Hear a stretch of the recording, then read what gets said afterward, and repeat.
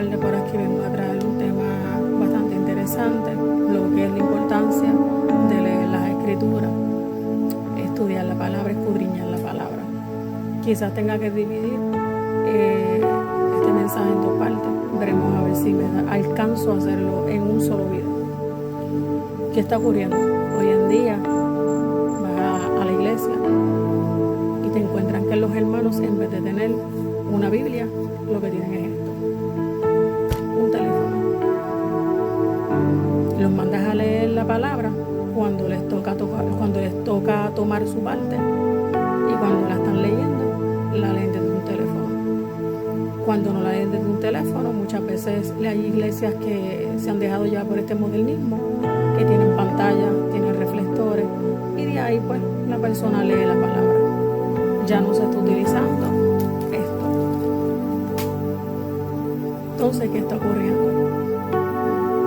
Comienzan a decir muchos disparates, muchas veces no saben ni lo que están diciendo,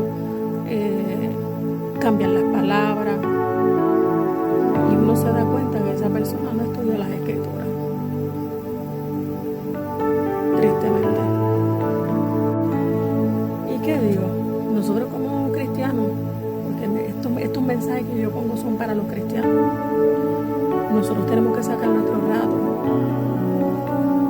nuestro momento, para nosotros leer la palabra, sacar ese ratito, escudriñar las escrituras, saber lo que Dios quiere hablarnos a través de ella. Y muchas veces estamos mal acostumbrados a que solamente se lee en esos días que hay culto y hay reunión en la iglesia, y nada más ahí se lee la palabra. Después, por decirlo así, oran en sus casas, quizás ayunan. Pero ¿qué está ocurriendo?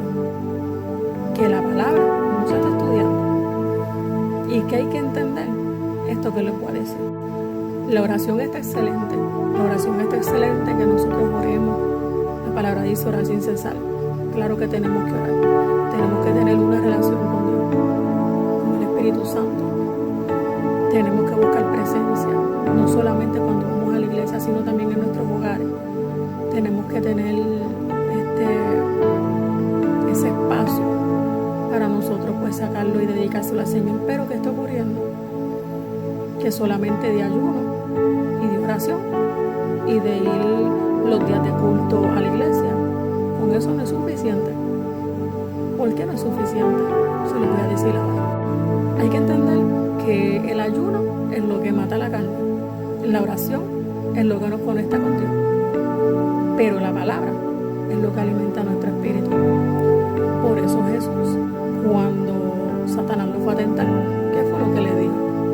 Cuando le dijo que las piedras se convirtieran en pan, él le dijo que no solo de pan vivir el hombre, sino de toda palabra que sale de la boca de Dios. ¿Y qué les digo con esto? Que la palabra es necesaria estudiarla. Eso es lo que nos va a fundamentar a nosotros, y que cuando ocurra algo en nuestra vida, nosotros sepamos cómo actuar. Porque esa palabra es la que nos va a redarguir. Esa palabra es alimento a nuestro espíritu. La palabra de Dios es espíritu. Es espíritu. Como se lo confirmo, se lo voy a demostrar ahora.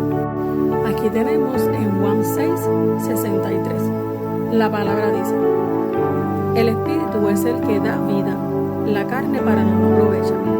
Las palabras que yo os he hablado son espíritu y son vida.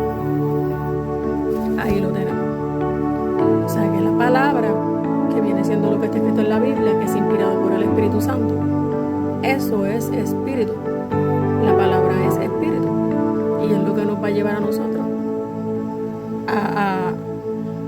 a caminar por el camino correcto, a poder entonces estar bien delante de la presencia de Dios, aunque pase lo que pase. Eso es lo que nos va a ayudar a mantenernos fundamentados. Esa es la palabra correcta, estar fundamentado, porque si nosotros no estamos bien fundamentados, cualquier viento que sople puede ser que nos mueva de lugar, y no podemos permitir eso. Y la palabra es espíritu, tenemos que alimentar nuestro espíritu. Entonces, ¿qué está ocurriendo? Que cuando nosotros nos alimentamos de la palabra de Dios, como les dije, es la que nos va a fundamentar, ¿verdad? Aquí se lo voy a confirmar también. Si buscamos en Hebreos 8 nos dice: por lo cual, este es el pacto que haré con la casa de Israel después de aquellos días.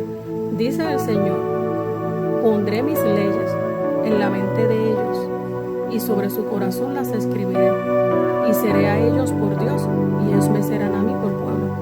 ¿Qué está queriendo decir Jehová? Que esa ley y lo que está escrito ahí en la palabra, eso se quedará en nuestra mente y se grabará en el corazón. Pero ahí viene otra cosa que tenemos que tener en cuenta. No solamente es que vamos a leer la palabra por leerla, es entenderla y es hacerla. Porque de qué sirve que entonces nosotros leamos la palabra, pero no seamos hacedores de ella, como se lo confirma en este versículo. Nos dice en Santiago 1, versículo del 21 al 22: por lo cual, desechando toda inmundicia y abundancia de malicia, recibid con mansedumbre la palabra implantada, la cual puede salvar vuestras almas. Pero sed hacedores de la palabra, y no tan solo oidores, engañándoos a vosotros mismos. Que fue lo que les acabo de explicar. ¿De qué sirve que entonces nosotros leamos solamente la palabra, pero no seamos hacedores de ella? Tenemos entonces que, si queremos ser buenos discípulos de Cristo, si queremos ser salvos, tenemos que seguir la corrección y lo que está escrito en la palabra. Incluso les puedo decir que tan es así que Jehová nos mandó a que nosotros, sus discípulos, sus siervos, sus hijos, como ustedes quieran decirle, nosotros comencemos a escribir hasta donde quiera que nosotros estemos, pongamos la palabra de Dios escrita. ¿Por qué? Porque así nos recordamos de ella, y la palabra siempre nos va a redarguir, siempre nos va a llevar a toda verdad. Es la que nos va a ayudar a nosotros a alcanzar la salvación para cuando llegue Cristo. Por eso es importante no tan solo leerla, sino hacer la voluntad del Señor. ¿Cómo se lo voy a confirmar? Ahora vamos para Deuteronomio 6.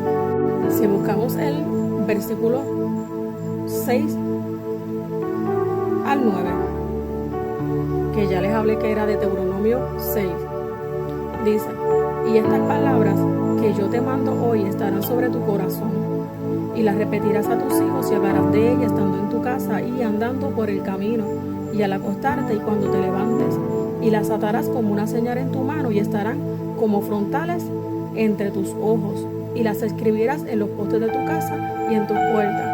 Y no tan solo eso, para que nosotros podamos tener la victoria, para que nosotros podamos los objetivos, las cosas que Dios nos ha prometido, podamos alcanzarlas, podamos tener la victoria en todo esto.